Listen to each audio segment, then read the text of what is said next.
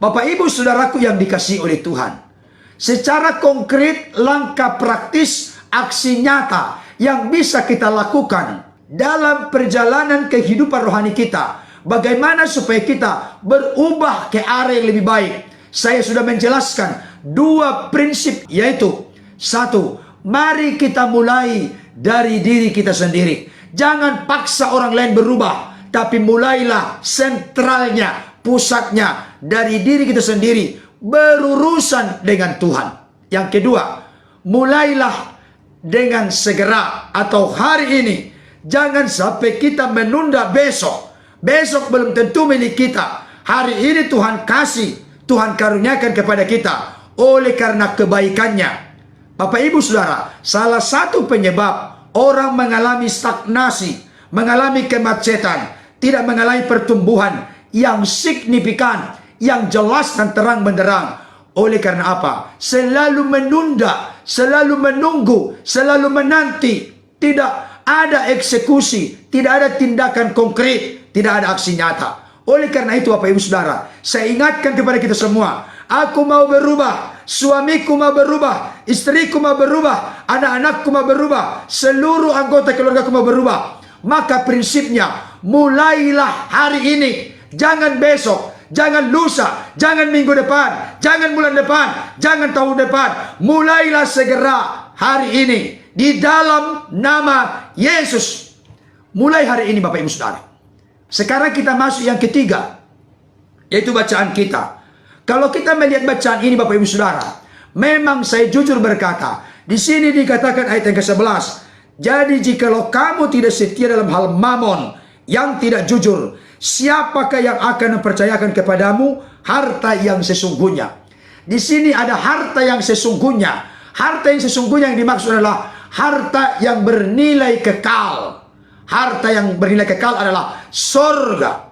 Tuhan itu sendiri, hidup yang kekal. Bapak Ibu Saudara, tidak mungkin Tuhan mempercayakan harta yang sesungguhnya, harta yang bernilai kekal, kalau kita tidak menunjukkan iman kita lewat cara-cara yang benar dalam mengelola segala sesuatu yang Tuhan percayakan dalam hidup kita. Di sini dijelaskan mamon. Mamon itu adalah harta benda, uang, kekayaan. Dengar baik, buka hati dan pikiran Bapak Ibu Saudara.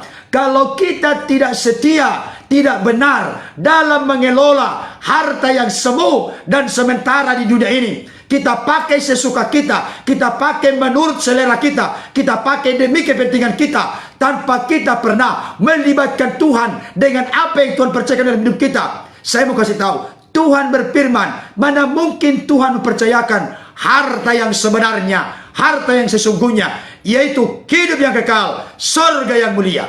Bapak Ibu Saudara mungkin bertanya kepada saya, Pak Pendeta, apakah Pak Pendeta mau menegaskan bahwa kita ini diselamatkan karena perbuatan baik? No, tidak. Kita diselamatkan oleh karena kasih karunia, percaya menerima Yesus sebagai Tuhan dan Juru Selamat. Tetapi jangan lupa, iman yang benar pasti dibuktikan dengan perbuatan-perbuatan yang benar. Kitab Yakobus berkata, iman tanpa perbuatan pada hakikatnya adalah kosong. Iman tanpa perbuatan pada hakikatnya adalah mati. Bapak Ibu Saudara dikasih Tuhan, bukan perbuatan yang menyelamatkan kita, tidak, tapi perbuatan adalah buah dari keselamatan kita, buah dari iman kita. Itu sebabnya Yesus berkata, pohon itu dikenal baik dari buahnya. Hasilkanlah buah yang sesuai dengan pengakuan pertobatan kita. Orang mengaku bertobat kepada Tuhan kalau dia tidak menunjukkan jati dirinya sebagai anak-anak Allah yang hidup kudus, hidup berkenan, hidup makin bertumbuh, hidup makin berubah, hidup makin dewasa. Itu nonsens sama sekali, omong kosong sama sekali. Saya mau sampaikan kepada kita secara bersemangat dan serius, oleh karena cinta kasih saya, oleh karena Tuhan kepada Bapak Ibu Saudara. Tidak jaminan orang diselamatkan karena terdaftar di gereja, tapi jaminan orang diselamatkan karena dia menunjukkan, membuktikan dia sudah lahir baru, dia bertumbuh, makin dipulihkan, makin diproses, dimurnikan, diubahkan menjadi serupa seperti Kristus. Nah, sekarang pertanyaannya untuk kita, 4 prinsip berubah dalam hidup. Yang ketiga adalah mulailah dari hal-hal yang kecil. Bapak Ibu Saudara, hal-hal yang kecil dikategorikan di ayat ini memang harta yang sementara dengan harta yang sebenarnya atau sesungguhnya. Hal-hal kecil yang dimaksud itu apa? Hal-hal yang semu bersifat sementara di dunia ini. Saya mau kasih tahu, dunia ini sedang lenyap dengan segala keinginannya. Tetapi orang yang melakukan kehendak Allah akan tetap hidup untuk selama-lamanya. Saya mau kasih tahu Bapak Saudara, kita perlu berjuang hyper kompetitif, berkompetisi dengan ketat di dunia ini. Kita perlu mengerahkan seluruh potensi apapun di dunia ini supaya kita jangan menjadi batu sandungan, jangan menjadi beban bagi orang lain. Itu firman Tuhan. Berjuanglah, bertandinglah, berlombalah, berusahalah, dan seterusnya. Bapak Ibu Saudara, tapi saya mau sampaikan kepada kita, semua yang ada di dunia ini, seperti firman Tuhan berkata, langit dan bumi ada masanya akan berlalu, tetapi firman Tuhan tetap tinggal selama-lamanya. Oleh karena itu selalu saya ingatkan, pandanglah dunia ini dari sudut pandang sorga. Sorga kekal, dunia ini ada masanya, akan selesai, akan berlalu. Jangan memandang sorga dari sudut pandang dunia.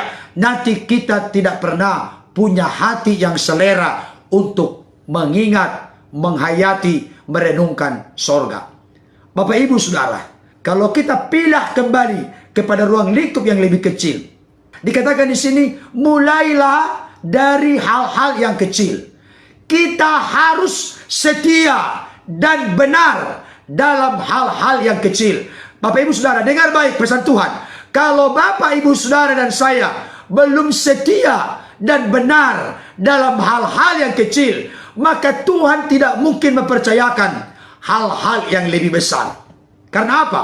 Karena kita belum bisa dipercaya, belum bisa setia dan benar, serta bertanggung jawab dalam hal-hal yang kecil. Bapak Ibu Saudara, kalau kita menyepelekan hal-hal yang kecil, seringkali itu menjadi sumber masalah, sumber keributan, sumber percekcokan dalam keluarga. Contoh, pengalaman real saya bersama istri saya dan anak-anak. Seringkali kalau sudah keluar rumah, memakai sepeda motor, setelah sudah pulang ke rumah, sembarangan menaruh kunci motor atau kunci rumah. Maka ketika mau dipakai lagi sepeda motor, ribut semua, mana kunci motor? Ini hal kecil. Dengar baik, ini hal yang sepele sebenarnya, hal yang sangat praktis, hal yang sangat kecil. Bisa ribut, siapa tadi yang pakai motor? Kamu taruh di mana? Bisa jadi akar sumber awal persoalan, percekcokan, keributan, menghilangkan kedamaian dalam keluarga. Karena tidak setia dalam hal kecil, tidak dimulai dari hal-hal yang kecil. Saudaraku dikasih Tuhan, mari kita coba tata hidup kita. Mulai dari hal-hal yang kecil. Meletakkan kunci motor, kunci rumah di mana?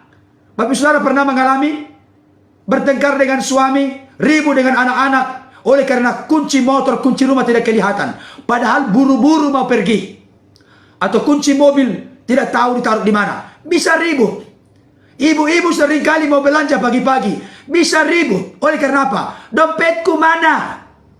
Gara-gara dompet bisa ribut satu rumah. Kenapa? Tidak setia. Oh, dompet tempatnya di sini. Oh, kunci motor, kunci mobil di sini. Kunci rumah di sini. Tapi karena kita suka bahasa Inggrisnya raus. Tahu nggak raus ini orang Batak banyak di sini. Suka kita ini sembarangan.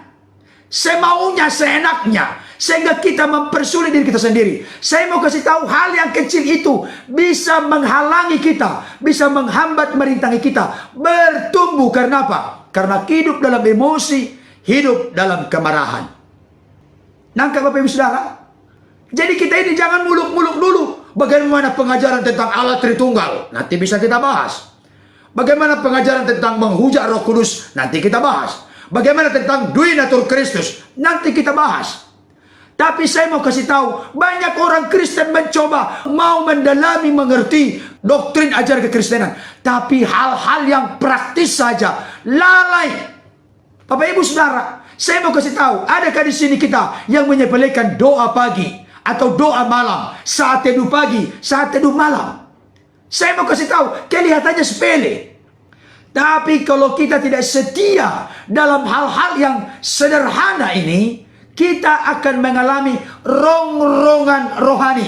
Kita akan mengalami erosi pengikisan iman, kasih dan pengharapan. Tapi siapapun Bapak Ibu Saudara, coba menata, rendah hati mengevaluasi diri. Mulailah tertib, mulailah jujur, mulailah setia, mulailah benar, mulailah bertanggung jawab dalam hal-hal yang kecil. Percayalah, Tuhan percayakan kepadamu hal-hal yang besar, lebih dari yang kita doakan, pikirkan. Tuhan sanggup sediakan ketika kuasanya bekerja di dalam dan melalui hidup kita. Amin saudaraku. Ini serius sekali. Untuk berubah dalam hidup, mulailah dari hal-hal yang kecil. Tolong jangan ini disepelekan. Ini menjadi awal akar iblis bercokol dalam keluarga kita supaya tidak berubah menjadi seperti Kristus. Karena ribut terus dengan hal yang kecil. Tolong Bapak Ibu Saudara, jangan sepelekan ini. Kalau mau berubah, setialah, mulailah benar dalam hal-hal yang kecil. Jangan dulu impian, aku mau jadi terkenal, aku mau jadi ini, jadi ini, jadi ini. Nonsen, omong kosong. Tuhan tidak percayakan kalau belum setia dan benar. Dimulai dari hal-hal yang kecil. Saudaraku dikasih Tuhan, jangan sembarangan. Seringkali juga saudaraku, HP ku di mana? Udah, miss call dulu. Aduh, tidak bisa, karena apa? Saya silent, katanya. Bayangkan. Satu rumah bisa ribut gara-gara HP tidak kelihatan. Bayangkan.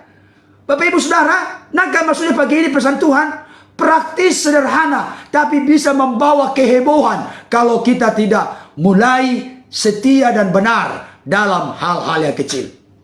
Bapak Ibu Saudara, mari kita mulai cicil. Kita mulai benahi satu persatu. Oh ya Tuhan, terima kasih untuk firman-Mu pagi ini. Ternyata aku lalai. Jujur Bapak Saudara, coba saya mau tanya Bapak Saudara, jujur dulu menjawab. Tolong dulu dibantu saya. Ada yang pernah ribut karena kunci motor atau kunci rumah? Ada pernah ribut karena dompet atau karena HP atau karena apa saja? Ada pernah ribut? Pernah nggak? Ini Jenny Pilander, betul itu Pak Pendeta. Amin firmannya katanya. Bapak Ibu Saudara, saya bersama istri saya dan anak-anak saya sampai rapat khusus membahas ini. Supaya jangan sampai terjadi. Karena seringkali Bapak Ibu Saudara ini membawa keributan. Jadi Bapak Ibu Saudara, jangan kita bermimpi seperti di siang bolong. Apa itu? Ini nih, Bang Tumorang, tohodoi katanya. Maksudnya tohodoi itu maksudnya bahasa Bataknya. Benar itu. Ini Mediana Simanjuntak, sering katanya. Bayangkan. Biarlah firman ini menegur, mengingatkan kita semua. Menyadarkan kita. Ternyata untuk berubah itu tidak muluk-muluk Tuhan pakai. Hal yang praktis sederhana bisa dipakai Tuhan untuk mengubah hidup kita. Saudaraku, nantikan yang terakhir, 4 prinsip berubah dalam hidup. Yang keempat, yang terakhir nanti malam, begitu seru. Mari Bapak Ibu Saudara, mohon didukung kita untuk men-share, membagikan, sehingga banyak kawan-kawan kita yang tahu acara ini. Mari kita berkolaborasi, saling mensupport, mendukung. Saya rindu sekali makin banyak orang-orang percaya, anak-anak Tuhan, makin banyak menyaksikan, mendengarkan kebenaran firman Tuhan yang kita sampaikan, sehingga makin bertumbuh, makin dewasa. Ini, saudara, ternyata kita ini ditegur oleh firman Tuhan secara luar biasa pagi ini. Sekalipun praktis sederhana, ternyata hampir semua memberikan pengakuan yang hadir saat ini. Sering terjadi cekcok, keributan, kemarahan dalam keluarga. Akhirnya tidak bisa berubah karena bolak-balik berdosa, bolak-balik marah, bolak-balik emosi, bolak-balik bertengkar dan seterusnya. Karena hal-hal yang kecil. Karena itu mari kita benahi. Katakan begini, Tuhan, aku percaya Engkau akan mempercayakan hal-hal yang besar kalau saya sudah siap dan benar mulai dari hal-hal yang kecil. Itu kuncinya. Saya ulangi. Tuhan, keluargaku siap menerima kepercayaan yang lebih besar jika kami sudah tuntas selesai dalam hal-hal yang kecil atau memulai dari hal-hal yang kecil. Kiranya firman Tuhan ini menjadi berkat bagi kita. Tuhan Yesus memberkati. Haleluya. Amin.